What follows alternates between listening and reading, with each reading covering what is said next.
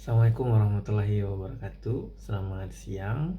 Saya Lucky Ertandri, peserta Latsar CPNS golongan 3, gelombang 3, angkatan 6 tahun 2025. Ini adalah learning journal di agenda 3 yang pertama. Jadi pagi ini saya sudah bangun 4.30, dilanjutkan dengan persiapan sholat subuh, ibadah, dilanjutkan dengan zikir, mengaji, dan juga mendengarkan kultum bersama kelompok. Setelah itu melakukan olahraga, kita lakukan lari 1 km. Setelah itu kita bersiap-siap dan pada pukul 7.30 kita melakukan absensi dan juga refleksi diri laporan. Kita dibimbing oleh fasilitator dari Bapelkes Batam, Bu Sri.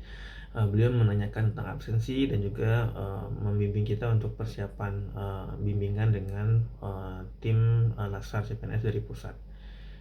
Setelah itu kita mengikuti materi dari Latsar pusat.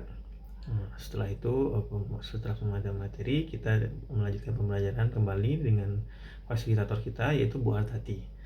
Nah, Bu Artati itu tadi menjelaskan tentang prinsip dasar, sama sih yang disebutkan yang sudah dijelaskan juga dari yang pusat. Itulah prinsip dasar manajemen pembelajaran ASN, di mana itu manajemen ini berlandaskan pada sistem merit, di mana pengembangan kompetensi ini menjadi fokus utama. Tujuannya adalah menjadi smart ASN. Apa itu? Yang berintegritas, profesional, mampu memberikan layanan publik yang prima, dan khususnya kita di rumah sakit. Selanjutnya tentang sinkronus, pembelajaran sinkronus. Jadi bagaimana mengaplikasikannya? Ya, kita melakukan pembelajaran secara Zoom, itu melakukan sesi interaktif bersama fasilitator Bu Artati. Manajemen ini melingkupi pada kedisiplinan, habis itu partisipasi aktif dan evaluasi langsung. Nah, itu seperti apa absensi, kehadiran tepat waktu itu dinilai. Itu adalah bentuk integritas kita. Selanjutnya adalah tata tertib virtual Zoom.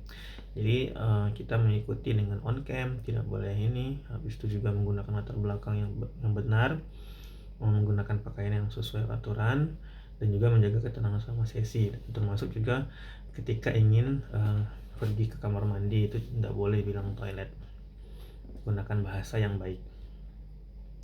Selanjutnya dalam ketepatan waktu, bergabung tepat adalah cerminan bahwa kita adalah disiplin dan akuntabel.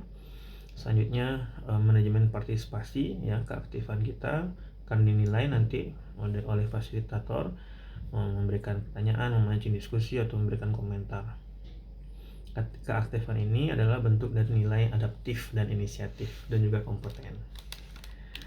Selanjutnya tugas asinkronus itu adalah kita mempelajari asinkronus MOOC, ya, pembelajaran mandiri yang bisa kita lakukan untuk meningkatkan kompetensi kita, tingkat kemandirian dan tanggung jawab.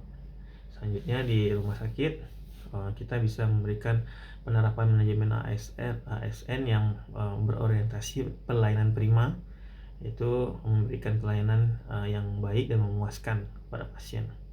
Selanjutnya adalah integritas dan profesionalisme, itu mengerti mengenai permasalahan yang bersifat akuntabel, layanan yang akan sangat ditekankan, yaitu kerahasiaan data, rekam medis pasien, pencegahan gratifikasi, dan penggunaan yang benar terhadap aset milik negara.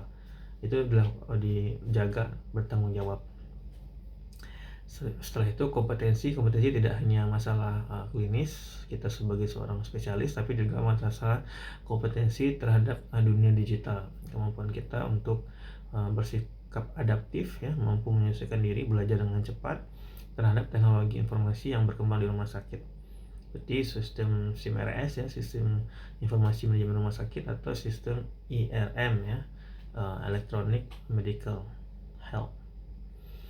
Nah, selanjutnya pada mentor dan atasan dan sejawat, nah ini adalah kemampuan kita untuk menerapkan sisi aktualisasi dengan kolaboratif, ya, bersama